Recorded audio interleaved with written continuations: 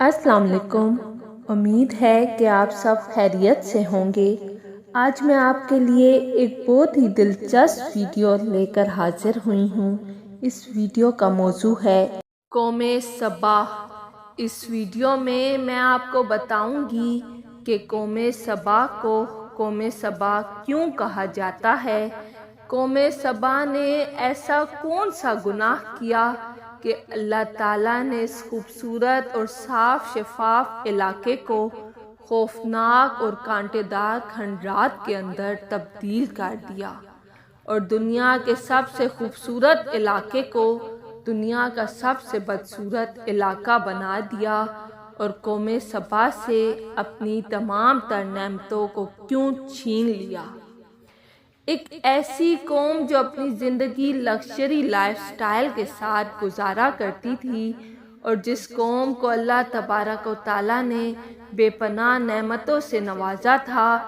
یہ قوم جس علاقے کے اندر آباد تھی، وہ علاقہ دنیا کا سب سے انوکھا اور صاف ستھرا علاقہ تھا۔ اس علاقے کی خصوصیت یہ تھی کہ یہ علاقہ اس قدر صاف اور شفاف تھا کہ اگر کوئی شخص اس علاقے میں بیماری لے کر داخل ہوتا تو وہ صحت یاب ہو جاتا۔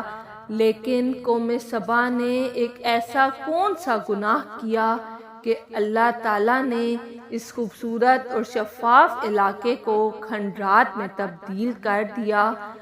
لہٰذا آپ سے گزارش ہے کہ ہماری اس ویڈیو کو اینڈ تک ضرور دیکھیے گا۔ آج سے ہزاروں سال پہلے اس روئے زمین پر ایک ایسی قوم آباد تھی جس کو قوم سبا کہا جاتا ہے۔ اس قوم کو اللہ تعالیٰ نے اس دور کی سب سے انوکھی قوم ہونے کا شرف عطا فرمایا تھا۔ اللہ تعالیٰ نے اس قوم کو ایسے علاقے کے اندر آباد فرمایا تھا کہ جس کی زمین خوشبودار اور سرسبز و شاداب تھی، اور اس علاقے میں دو ایسے خوبصورت بڑے بڑے باغات تھے کہ جس کے پھل بہت بڑے، عمدہ اور لذیذ تھے۔ ان باغات کے اندر اس قدر پھل تھے کہ اگر کوئی شخص ایک ٹوکرا لے کر ان باغات میں سے گزرتا تو بغیر ہاتھ لگائے اس شخص کا ٹوکرا طرح طرح کے پھلوں سے بھر جاتا۔ اور قوم سبا کے علاقے کی آب و ہوا اس قدر صاف اور شفاف تھی کہ اس علاقے کے اندر کوئی کیڑا مکوڑا، سانپ، بچھو، مچھر وغیرہ الغرض کہ ایک مکھی تک بھی موجود نہ تھی، اور یہاں تک کہ اس علاقے کے اندر کوئی بھی موذی مخلوق یا حشرات الارض موجود نہ تھی جو انسان کو نقصان پہنچائے۔ اور اللہ تبارک و تعالیٰ نے اس قوم کو ایسا پروٹوکول عطا فرمایا کہ اللہ تعالیٰ نے قوم سبا کے علاقے کے موسم کو اس قدر خوشبودار اور خوشگوار بنایا تھا کہ جس سے کسی بھی انسان کو کوئی تکلیف نہ پہنچے۔ یعنی قوم سبا کا علاقہ نہ تو زیادہ گرم تھا اور نہ ہی زیادہ سرد، بلکہ اس علاقے کا موسم ہر وقت خوبصورت اور خوشگوار ہوتا تھا۔ قوم سبا یمن کے اندر آباد تھی جو شہر صنعا سے 6 میل کی دوری پر واقع ہے۔ قوم سبا کو قوم سبا کیوں کہا جاتا ہے؟ اس کے متعلق روایات میں آتا ہے کہ یہ ایک آدمی کا نام تھا جو اس قوم کا سردار تھا، اور اسی وجہ سے اس کی قوم کو قوم سبا کہا جاتا ہے۔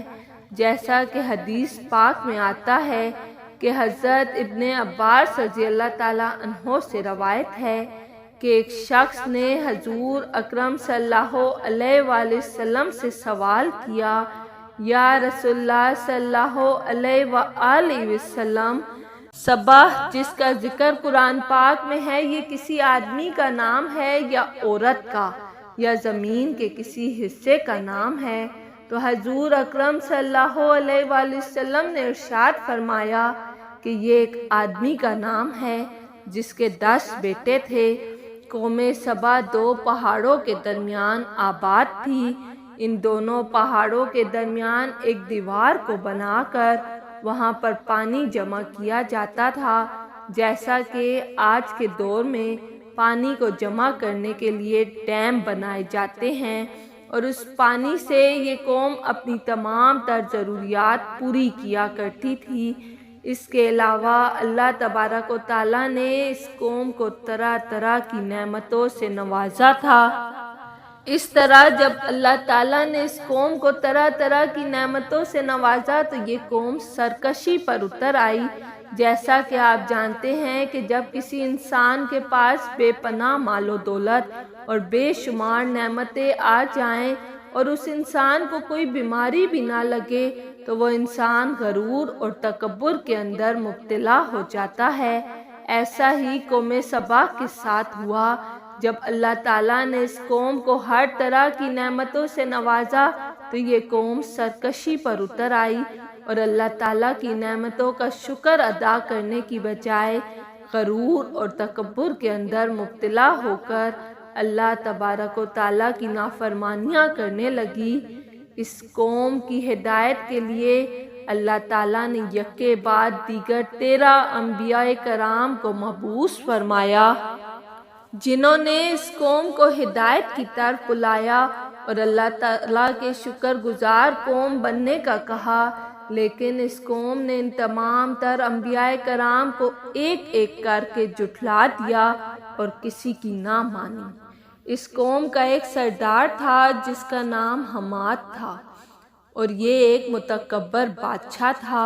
اس بادشاہ کا ایک بیٹا تھا۔ جب اس کے بیٹے کا انتقال ہوا تو اس بدبخت بادشاہ نے غرور اور تکبر کی وجہ سے آسمان کی طرف منہ کر کے تھوکا، اور اس طرح اس بدبخت بادشاہ نے اپنے کفر کا اعلان کیا اور یہ لوگوں کو سرعام کفر کی دعوت دینے لگا، اور جو شخص کفر کرنے سے انکار کرتا یہ بادشاہ اس کو قتل کر دیتا۔ یہ بدبخت بادشاہ اللہ تبارک و تعالیٰ کے بھیجے ہوئے انبیاء کرام کے سامنے بدتمیزی کے ساتھ پیش آتا اور غرور اور تکبر کے ساتھ ان سے کہتا کہ آپ اپنے رب سے کہیں کہ وہ اپنی نعمتوں کو ہم سے چھین لیں۔ اس طرح یہ بدبخت بادشاہ غرور اور تکبر کے ساتھ اللہ تبارک و تعالیٰ کی ذات کو للکارنے لگا۔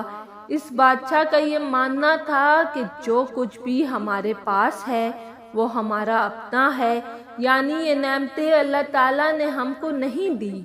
اس طرح جب اس بادشاہ نے اللہ تعالیٰ کی ذات کو غرور اور تکبر کے ساتھ للکارا اور یہ قوم اللہ تبارک و تعالیٰ کی نافرمانیوں سے باز نہ آئی تو اللہ تعالیٰ نے اس قوم پر عذاب نازل کرنے کا فیصلہ فرما لیا۔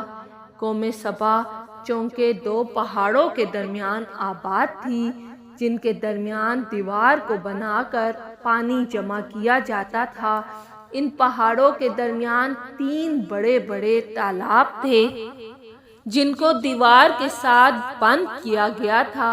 اللہ تعالیٰ نے اس دیوار پر چوہوں کو مسلط کر دیا اور ان چوہوں نے اللہ تبارک و تعالیٰ کے حکم سے اس دیوار کے درمیان سوراخ کرنے شروع کر دیے۔ اس طرح جب اس دیوار میں سوراخ ہو گئے تو اس سوراخ سے پانی نکلنا شروع ہو گیا اور آہستہ آہستہ وہ سوراخ ایک بہت بڑے شگاف کی شکل اختیار کر گیا، اور جب اللہ تبارک و تعالیٰ نے اس قوم پر سیلاب کا عذاب مسلط کرنا چاہا تو وہ دیوار ایک دم سے ٹوٹ گئی اور اس قوم پر اللہ تبارک و تعالیٰ کا دردناک عذاب نازل ہو گیا، اور قوم سبا کا پورا علاقہ اس سیلاب کے اندر غرق ہو گیا۔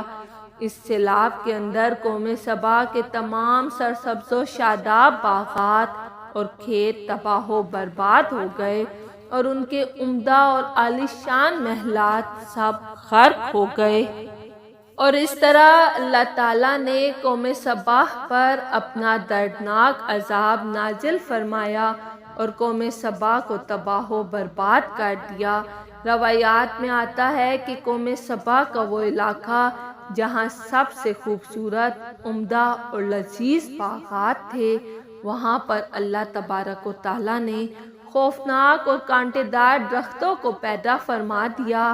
اس طرح قوم سبا سے اللہ تبارک و تعالیٰ نے اپنی نعمتوں کو چھین لیا اور ان کو میٹھے اور عمدہ پھلوں کی بجائے کڑوے اور کانٹے دار پھل دیے، اور وہ قوم سبا کے جن کی مثال پوری دنیا کے اندر خوشحالی کے ساتھ دی جاتی تھی، اسی قوم سبا کو اللہ تبارک و تعالیٰ نے دنیا کے لیے عبرت کا نشان بنا دیا۔ اللہ تعالیٰ سے دعا ہے کہ اللہ تعالیٰ ہمیں اپنی نعمتوں کا شکر ادا کرنے کی توفیق عطا فرمائے اور اپنے حضور عاجزی اور انکساری کے ساتھ زندگی گزارنے کی توفیق عطا فرمائے، آمین۔ اگر آپ کو میری ویڈیو پسند آئی ہے تو لائک اور سبسکرائب لازمی کیجیے گا۔